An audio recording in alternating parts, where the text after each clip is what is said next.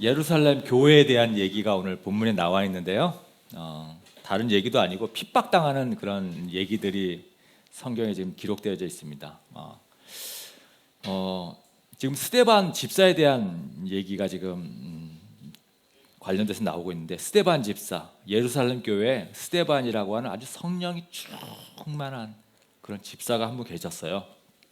근데 어느 날 유대인 지도자들과 이 예수님의 죽음과 부활에 대해서 논쟁이 이제 벌어진 거예요. 근데 유대인 지도자들이 이 도저히 스데반을 말로 이길 수가 없었던 거죠.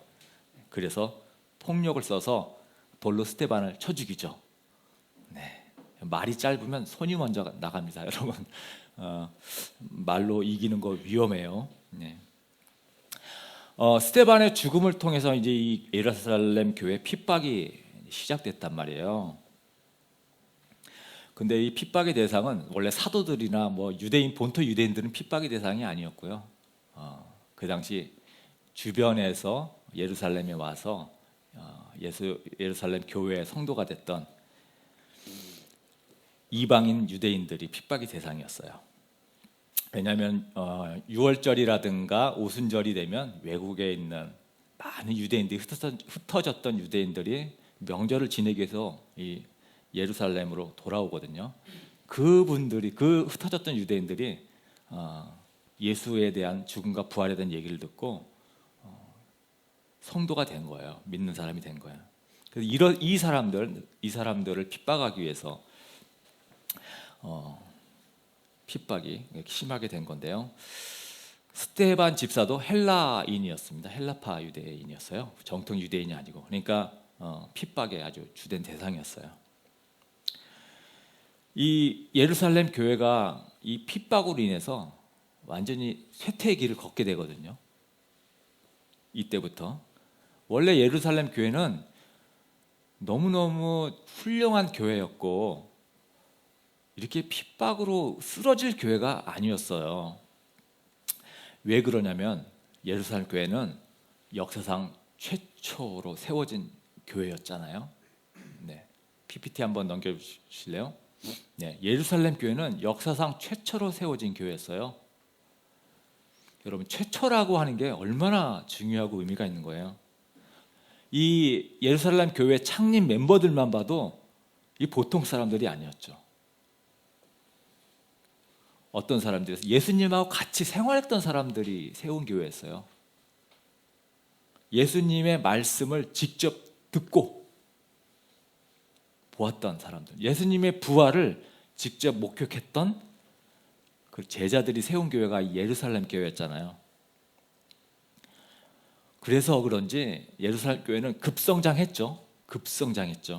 오순절 성령님이 내리던 날 120명이 모여서 기도했는데, 그날 성경의 기록에 의하면 3,000명으로 불어났다 그랬어요.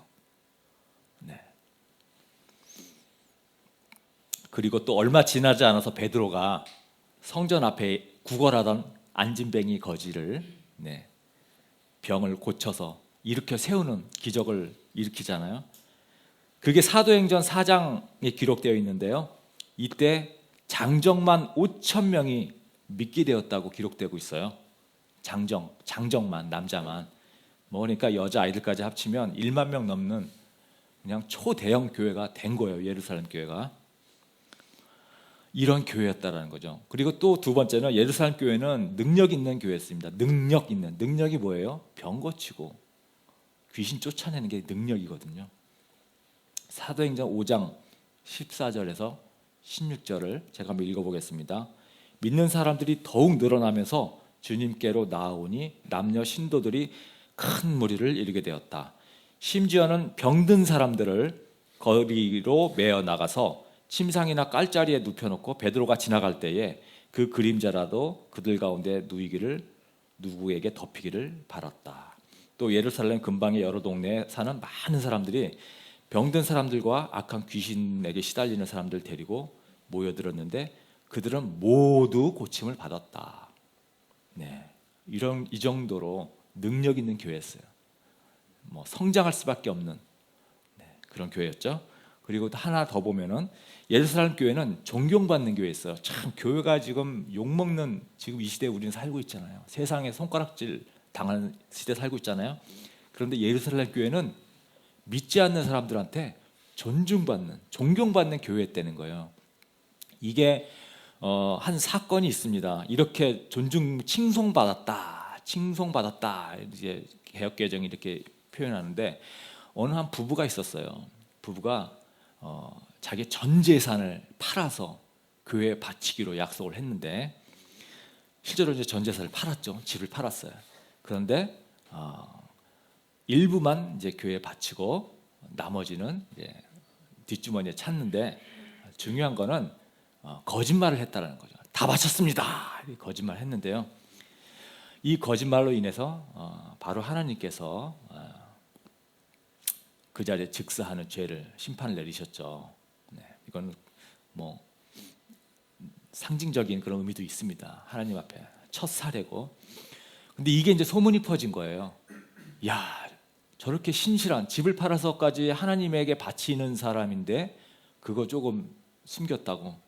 와, 저렇게 죽는구나. 그러니까 지금 저 예루살렘 교회에서 멀쩡히 살아있는 사람들은 정말 대단한 사람들이구나.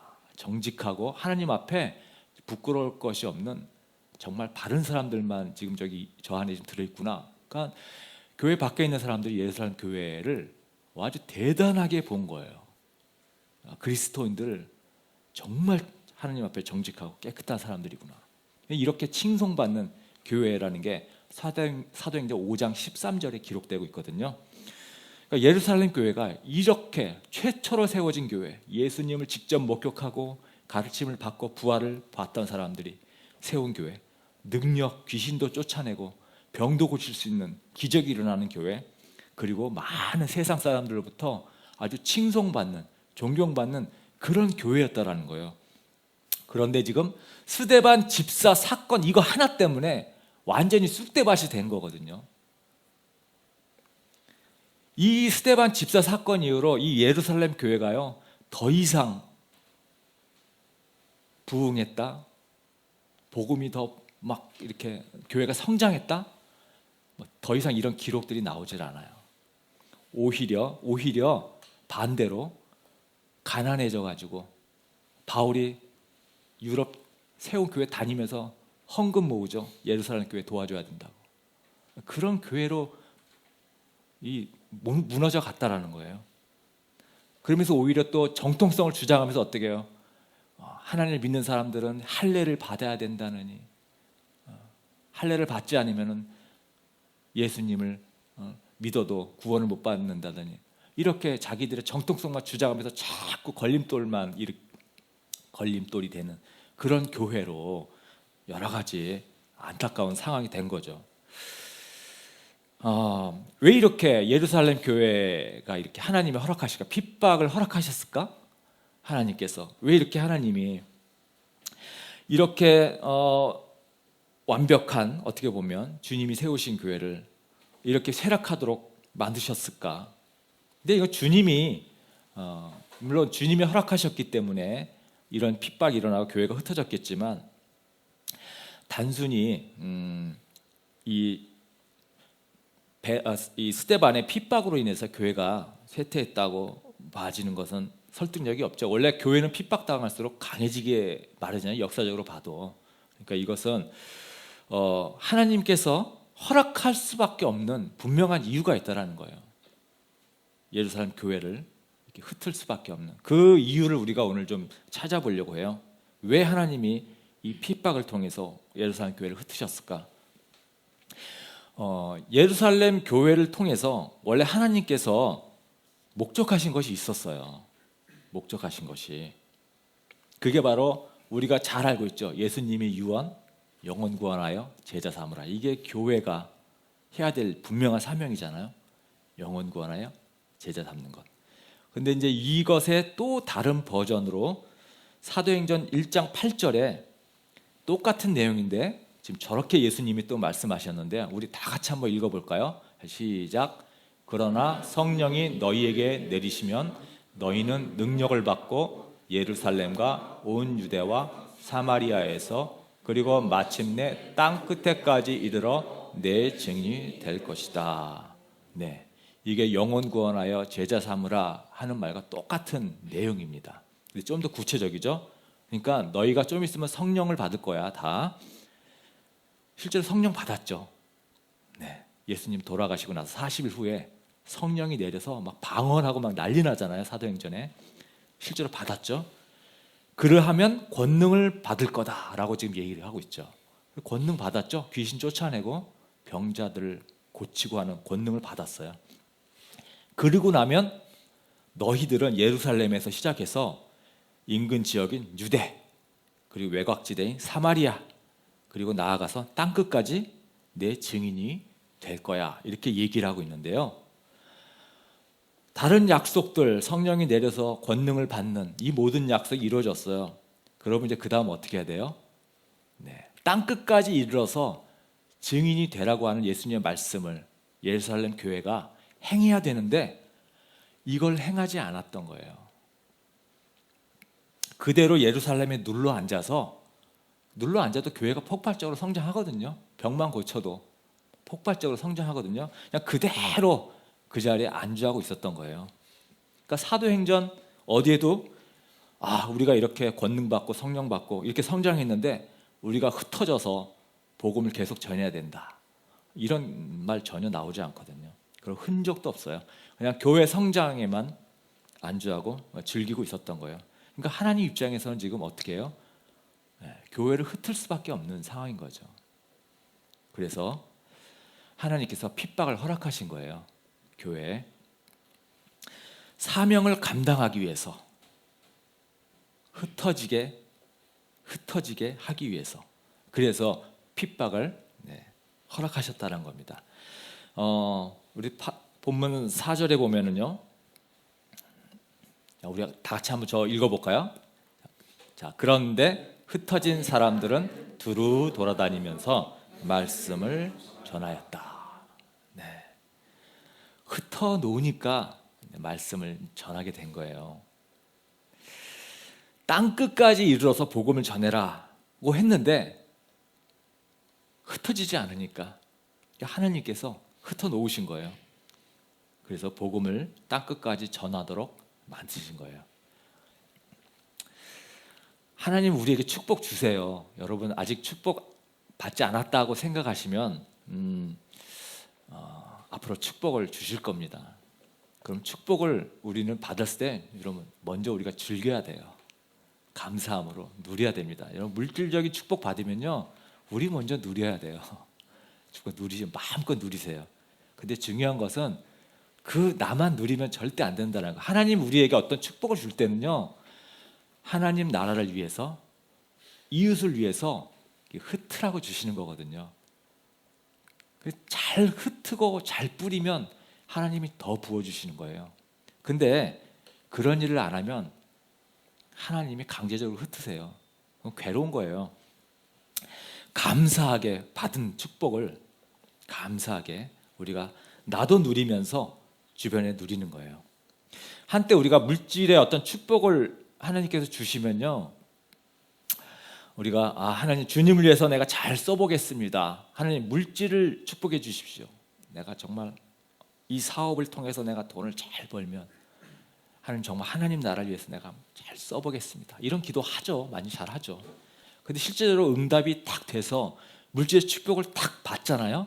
그럼 많은 분들이 내가 머리를 잘 써서 내가 지혜롭게 비즈니스를 잘해서 이렇게 돈을 벌었네, 그렇게 생각한다는 거예요. 하나님의 축복으로 생각하기보다는. 그래서 오히려 하나님 기도 응답대로 하나님 나라를 위해서 내가 쓰려고 하기보다는 자기의 어떤 즐거움과 자기의 만족을 채우는데 그냥 끝나버리는, 그러면 하나님이 어느 날 갑자기 다 또 흩어버리시죠. 걷어가십니다. 건강한 몸, 신체적으로 내가 좀 건강한 몸을 받으신 분도 있죠. 네. 그럴 때는 건강한 몸을 나 자신을 위해서도 건강한 삶을 살 수 있지만 하나님 나라와 주변의 이웃을 섬기기 위해서 그 건강한 몸을 또 이렇게 사용해야 되잖아요. 우리가 아파 있을 때는 주님, 나 이것만 고쳐주시면 내가 진짜 하나님 주님을 위해서 내가 정말 열심히 섬기겠습니다. 이런 기도도 종종 합니다. 그래서 그 서원한 대로 하나님이 건강을 탁 회복시켜 주시면 진짜 의사를 잘 만나가지고 내가 좋은 의사 만나서 치료받아가지고 내가 이 병을 고치게 됐다. 하나님께 약속했던 건 잊어버리고요. 그렇게 생각한다는 거예요, 우리가. 그래서 이기적인 그런 또 삶을 살게 되면 하나님이 그 병 또 걷어가셨다가 다시 재발하게 또 만드시죠. 그런 경우 종종 보거든요.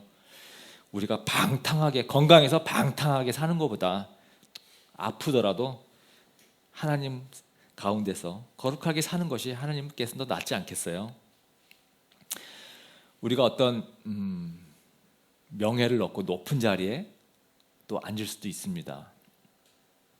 주님이 어떤 그런 영향력을 주었을 때는 하나님께 영광 돌리고 또 그 주어진 자리를 통해서 약한 사람들도 돕고 이웃을 도우라고 주신 건데, 이것을 잊게 되면 그 영광도 한순간에 흩으십니다. 우리 청년들 우리 열심히 음악 활동하면서 또 유명해지시고, 그죠?